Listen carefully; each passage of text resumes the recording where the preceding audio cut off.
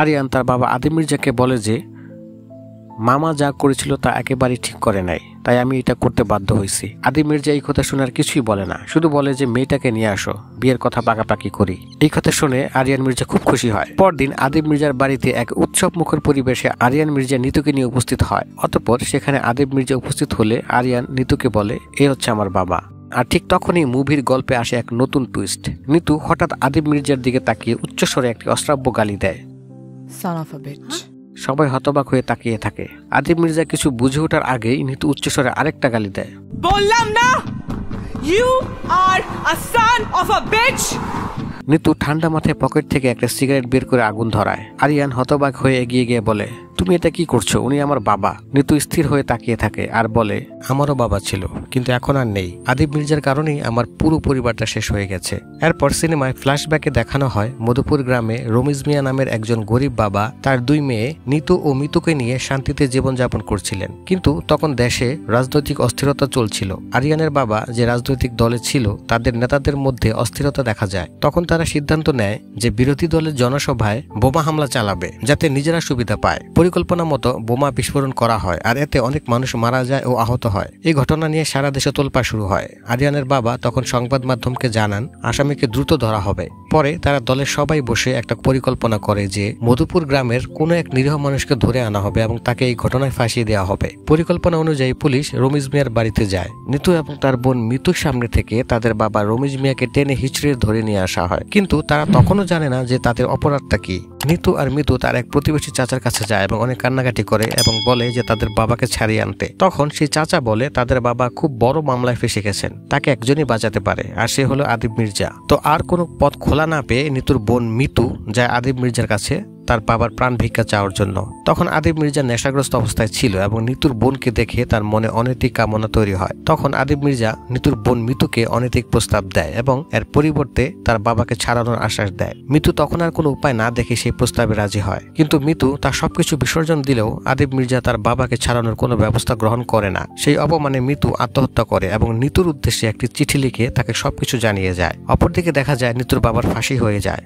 তখন বর্তমানে নিতু বলতে থাকে, তোমার বাবার জন্য সেদিন আমার পরিবারটা ধ্বংস হয়ে গেছে, এবার তোমার বাবা ধ্বংস হবে তোমার জন্য, কারণ আমি এটা বুঝে গেছি যে তোমার বাবার উইক পয়েন্ট হচ্ছে তুমি আর তোমার উইক পয়েন্ট হলাম আমি। আমি যদি তোমার লাইফে না থাকি তোমার লাইফটা হেল হয়ে যাবে, আর তোমার লাইফটা হেল হলে তোমার বাবার লাইফটাও হেল হয়ে যাবে। আমি তোমাকে কখনোই ভালোবাসিনি, ইটস জাস্ট এ রিভেঞ্জ। অর্থাৎ প্রতিশোধ নেওয়ার জন্য নিতু আরিয়ানের সাথে ভালোবাসার অভিনয় করেছে।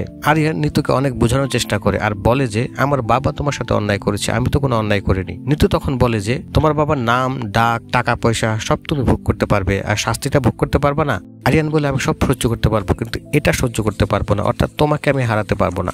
নিতু খুব সুন্দর করে বলে, আমি ঠিক এটাই চাই, তুমি ধ্বংস হয়ে যাও। সেদিন রাতে আরিয়ান তার বাবার হাত ধরে তার বাবাকে টেনে নিয়ে সোজা নিতুর বাসায় চলে যায়। বাবাকে এভাবে ধরে নিয়ে আসতে দেখে নিতু মুচকি হাসে। আরিয়ান তার বাবাকে সরি বলতে বলে। আদিব মির্জা সরি বলে ক্ষমা চায় আর বলে যে সেদিন তার হুঁশ ছিল না। সকালে ঘুম থেকে উঠে সেসব নেতাকে ফোন দিয়েছিল, কিন্তু কেউ তার কথা রাখেনি, কারণ তারা এটা করলে নিজেরাই ফেসে যেত। আরিয়ান তখন জিল্লুকে ডাক দিয়ে বলে, সব নেতাগুলোর এক জায়গায় কর। তখন জিল্লু আদিব মির্জার বাড়িতে একটি পার্টির আয়োজন করে এবং সেই পার্টিতে সেদিনকার বোমা হামলার সাথে জড়িত সকল পার্টনার এবং নেতাদেরকে আমন্ত্রণ করে। একে একে সব নেতারা যখন পার্টিতে জয়েন করে তখনই আরিয়ান খেলে আসল গেম। আরিয়ান পার্টিতে হাজির হয় বিশেষভাবে তৈরি এক মেশিন গান নিয়ে।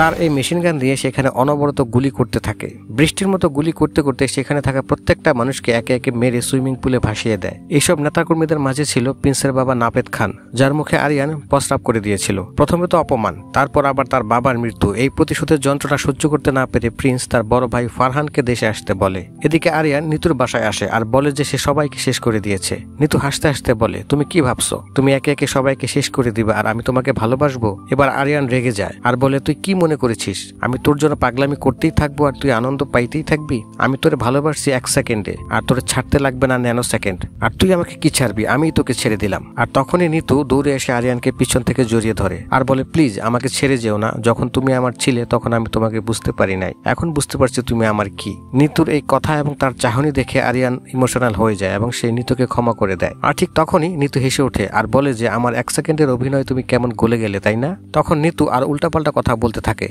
তখন আরিয়ান নিতুকে ঠাস করে একটি চর বসিয়ে দেয় আর বলে যে প্রতিশোধ যখন নিবি তাহলে 2টা কবর খুঁড়ে রাখিস, একটা তোর আর একটা আমার।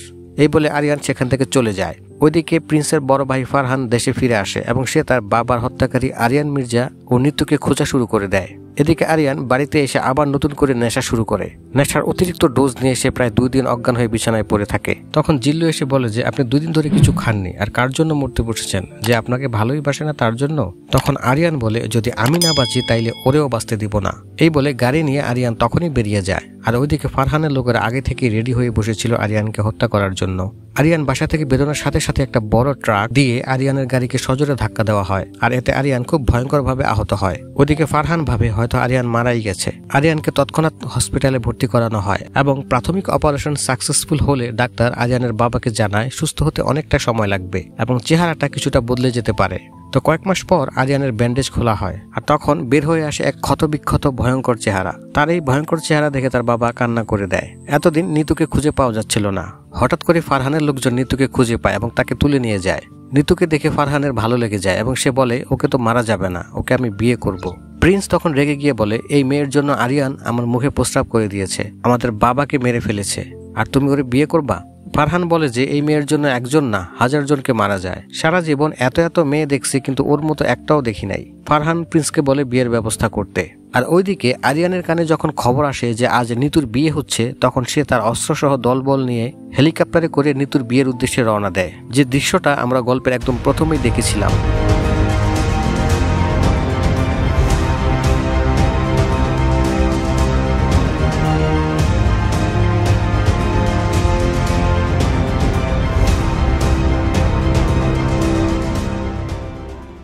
নিতু ফারহানকে কবুল বলতে বলে, কিন্তু কবুল বলার আগেই আরিয়ান তার হেলিকপ্টার এবং দলবল নিয়ে নিতুর বিয়ের আসরে উপস্থিত হয় এবং তখনই শুরু হয় এক ধ্বংসলীলা। তার প্রচন্ড রাগ এবং শক্তির কাছে মুহূর্তের মধ্যেই একের পর এক পরাজিত হতে থাকে।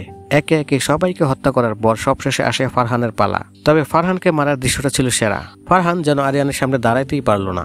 আরিয়ান ফারহানকে মেরে আগুন জ্বালিয়ে দেয় এবং সে আগুন থেকে সিগারেট ধরিয়ে খায়। নিতু আরিয়ানকে দেখে জড়িয়ে ধরবার জন্য দৌড়ে আসতে থাকে, কিন্তু কিছু বুঝে ওঠার আগেই আরিয়ান তার পেটে গুলি করে দেয়। আরিয়ান তখন অত্যন্ত কষ্টের সাথে বলতে থাকে আমি জীবনে কোনো মেয়ের প্রেমে পড়ি নাই, শালা তোরে ভালোবাসছিলাম আর সেই তুই আমার সাথে বেইমানি করলি, তুই আমার না, তো তোরে আমি কাউরেই হইতে দেবো না। নিতু তখন অনেক কষ্ট ও যন্ত্রণা নিয়ে কাতরাতে কাতরাতে বলে যা করেছো ভালোই করেছো, তোমার সাথে মিথ্যা প্রেমের অভিনয়টা করতে করতে কখন যেন তোমাকে সত্যিকারের ভালোবেসে ফেলেছি, কিন্তু নিজের বাবার আর বোনের হত্যাকারীর ছেলের সাথে সংসার করলে তাদের সাথে বেইমানি করা হয়ে যেত। এই জন্মে না হোক পরের জন্মে আমি তোমার জন্য অপেক্ষা করব। তখন আরিয়ান চিৎকার করে বলে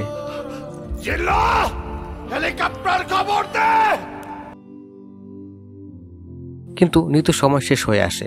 নিতু আরিয়ানের কোলেই মারা যায়। এরপর আরিয়ান নিজ থেকেই পুলিশের কাছে স্যারেন্ডার করে, কারণ তার বেঁচে থাকার মতো আর কোনো কারণ তো অবশিষ্ট নেই। তো কোর্টে পক্ষের এবং বিপক্ষের উকিল দুজনের মধ্যে তর্কাতর্কের সৃষ্টি হলে আরিয়ান বলে আমি নিজ হাতে আমার নিতুকে মাইরা ফেলছি, আমারে আপনারা ফাঁসি দেন। আরিয়ানের নিজের মুখে সমস্ত অপরাধ স্বীকার করায় এবং তার সমস্ত সাক্ষ্য প্রমাণের ভিত্তিতে আদিব মির্জা এবার আর তার ছেলেকে বাঁচাতে পারে না। আরিয়ান মির্জার উপর ধারা মোতাবেক ফাঁসির নির্দেশ কার্যকর করা হয়। ভোর 4:30টার সময় আরিয়ানের ফাঁসি কার্যকর করা হয়। ঘড়ি ধরে ঠিক সেই সময় আদিব মির্জা তার মাথায় গুলি করে আত্মহত্যা করে।